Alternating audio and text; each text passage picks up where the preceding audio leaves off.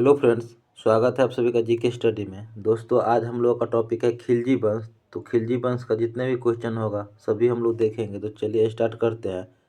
खिलजी वंश का संस्थापक कौन था? जलालुद्दीन फिरोज खिलजी। खिलजी वंश का संस्थापक कौन था? जलालुद्दीन फिरोज खिलजी। खिलजी वंश की स्थापना को किस दूसरे नाम से जाना जाता है? खिलजी क्रांति। खिलजी वंश की स्थापना को किस दूसरे नाम से जाना जाता है? खिलजी क्रांति। खिलजी किस वर्ग के थे? सर्वहारा वर्ग के। खिलजी किस वर्ग के थे? सर्वहारा वर्ग के। किसने कैलगढ़ी के राजमहल में अपना राज्याभिषेक किया और उसे अपना राजधानी बनाया? जलालुद्दीन खिलजी ने। किसने कैलगढ़ी या किलुखड़ी के राजमहल में अपना राज्याभिषेक किया और उसे अपना राजधानी बनाया? जलालुद्दीन खिलजी ने। नेक्स्ट देखेंगे, दीवान ए वकूफ सृजित करने का श्रेय दिल्ली के किस सुल्तान को है? तो जलालुद्दीन फिरोज खिलजी को। दीवान ए वकूफ सृजित करने का श्रेय दिल्ली के किस सुल्तान को है? जलालुद्दीन फिरोज खिलजी को। दिल्ली सल्तनत का प्रथम शासक कौन था जो हिंदू जनता के प्रति उदार दृष्टिकोण रखता था? जलालुद्दीन खिलजी। दिल्ली सल्तनत का प्रथम शासक कौन था जो हिंदू जनता के प्रति उदार दृष्टिकोण रखता था? जलालुद्दीन खिलजी। जलालुद्दीन खिलजी की हत्या उसके भतीजे अलाउद्दीन खिलजी ने कब किया था? 1296 में। जलालुद्दीन खिलजी की हत्या अलाउद्दीन खिलजी ने कब किया था? 1296 ईस्वी में। अलाउद्दीन खिलजी के बचपन का नाम अली गुरसाप था। अलाउद्दीन खिलजी के बचपन का नाम क्या था? अली गुरसाप। नेक्स्ट प्रश्न देखेंगे, अलाउद्दीन खिलजी को दिल्ली के तख्त पर कब राज्याभिषेक किया गया? ये किया गया 1296 ईस्वी में।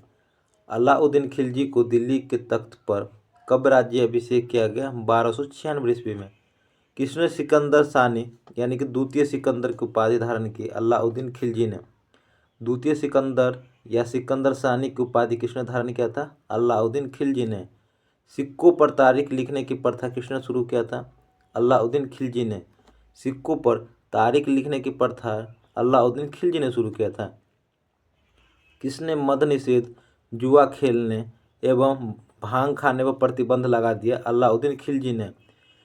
किसने मद निषेध, जुआ खेलना, भांग खाना इस सभी पर प्रतिबंध लगाया था? अलाउद्दीन खिलजी ने। नेक्स्ट देखेंगे, नुसरत खां ने हिंदू हिजरे मलिक काफूर को कितने में खरीदा था? तो ये 1000 दिनार में। नुसरत खां हिंदू हिजरे मलिक काफूर को कितने में खरीदा था? 1000 दिनार में। किसने 1000 दिनारी के नाम से जाना जाता है? मलिक काफूर को। किसे 1000 दिनारी के नाम से जाना जाता है? मलिक काफूर को। किसने 1297 में मलिक काफूर को मलिक ए नयाब बना दिया? अलाउद्दीन खिलजी ने। किसने 1297 ईस्वी में मलिक काफूर को मलिक ए नयाब बना दिया? अलाउद्दीन खिलजी ने। अलाउद्दीन के समय मेवाड़ का शासक कौन था? राणा रतन सिंह। अलाउद्दीन के समय मेवाड़ का शासक कौन था? राणा रतन सिंह। मेवाड़ को जीतने के बाद अलाउद्दीन ने उसका नाम क्या रखा? खिरिजाबाद।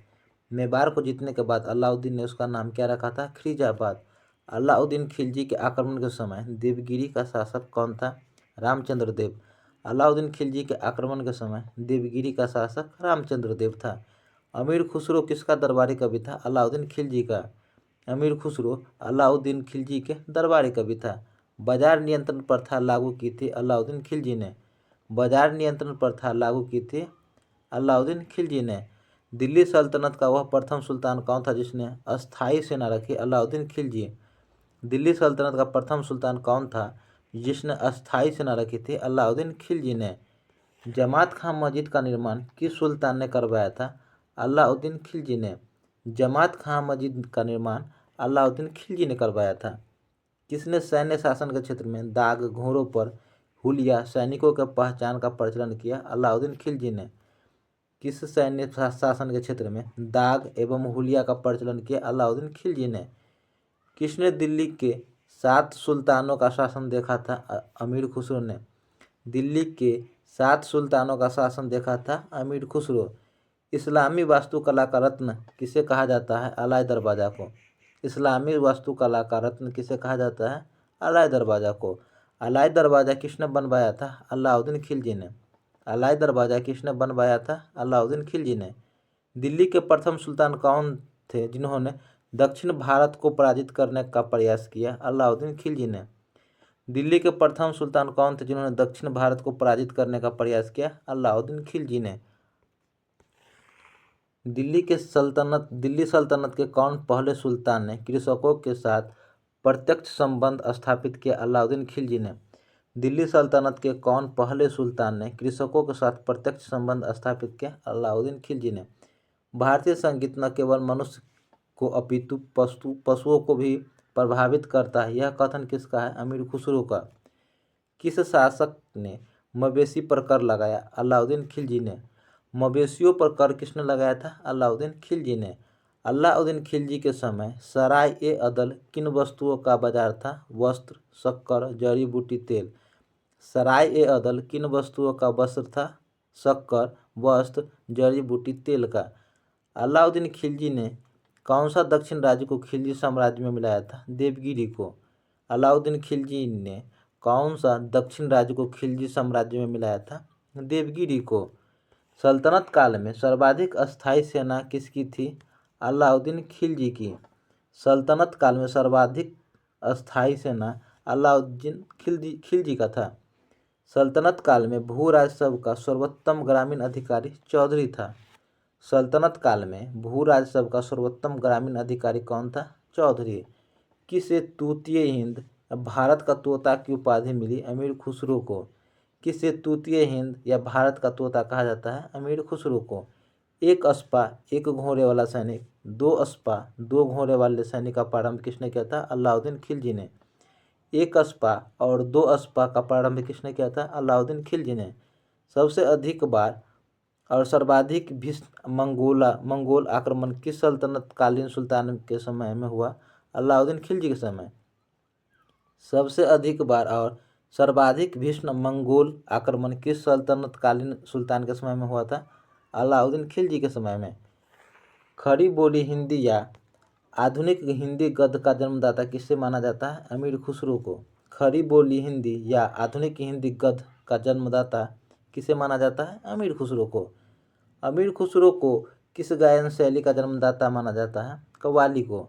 अमीर खुसरो को किस गायन शैली का जन्मदाता माना जाता है? कव्वाली को। किस सुल्तान ने सैनिक को भू आंदोलन के स्थान पर नगद वेतन देने की प्रथा चलाई थी? अलाउद्दीन खिलजी ने। भू अनुदान के स्थान पर नगद वेतन देने की प्रथा किसने चलाया था? अलाउद्दीन खिलजी ने। किस सुल्तान ने सिकंदर द्वितीय की उपाधि धारण किया? अलाउद्दीन खिलजी ने। सिकंदर द्वितीय की उपाधि किसने धारण किया था? अलाउद्दीन खिलजी ने। किस सुल्तान के काल में खालिसा भूमि अधिक पैसे पर विकसित हुई? अलाउद्दीन खिलजी के समय। खालिसा भूमि अधिक पैमाने पर विकसित हुई थी अलाउद्दीन खिलजी के समय। खालिसा भूमि अधिक पैमाने पर विकसित हुई अलाउद्दीन खिलजी के समय में। बाजार के अधीक्षक को क्या कहते थे? तो शाहना ए मंडी। बाजार के अधीक्षक को क्या कहते थे? शाहना ए मंडी। मलिक काफूर के बाद कौन शासक बना? शहाबुद्दीन उमर। मलिक काफूर के बाद कौन शासक बना? शहाबुद्दीन उमर। किसने खलीफा के आदेश को नहीं माना? मुबारक खिलजी ने। खलीफा के आदेश को नहीं माना? मुबारक खिलजी ने। मुबारक खिलजी कौन कौन सी उपाधि धारण की थी? अल इमाम, उल इमाम, खलीफा उल्लाह। मुबारक खिलजी ने कौन सी उपाधि धारण की थी? अल इमाम, उल इमाम, खिलाफत उल लह की। खिलाफत उल लह की। कौन कभी कभी राज दरबार में स्त्रियों का वस्त्र पहनकर आ जाता था? मुबारक खिलजी। कौन कभी कभी राज दरबार में स्त्रियों का वस्त्र पहनकर आ जाता था? मुबारक खिलजी। खिलजी की हत्या किसने की थी? खुसरो शाह ने। मुबारक खिलजी की हत्या किसने किया था? खुसरो शाह ने। खुसरो शाह की हत्या किसने की? गयासुद्दीन तुगलक ने। खुसरो शाह की हत्या किसने किया था? गयासुद्दीन तुगलक ने। खुसरो शाह ने कौन सी उपाधि धारण किया था? पैगंबर का सेनापति का। खुसरो शाह ने कौन सी उपाधि धारण की थी? पैगंबर का सेनापति। मार्को पोलो नाम का इटालियन यात्री भारत कब आया था? 1288 में। मार्को पोलो भारत कब आया था? 1288 ईस्वी में। किसने मलिक काफूर को विश्व प्रसिद्ध कोहिनूर हीरा प्रदान किया? प्रताप रुद्रदेव ने। किसने मलिक काफूर को विश्व प्रसिद्ध कोहिनूर हीरा प्रदान किया था? प्रताप रुद्रदेव ने। तो दोस्तों हमारा खिलजी वंश का टॉपिक कंप्लीट हुआ। ये सेशन आपको कैसा लगा ये हमें कमेंट करके जरूर बताइएगा। सेशन अच्छा लगा हो तो लाइक कीजिएगा, सब्सक्राइब कीजिएगा। मिलते हैं नेक्स्ट टॉपिक में, तब तक के लिए जय हिंद, जय भारत।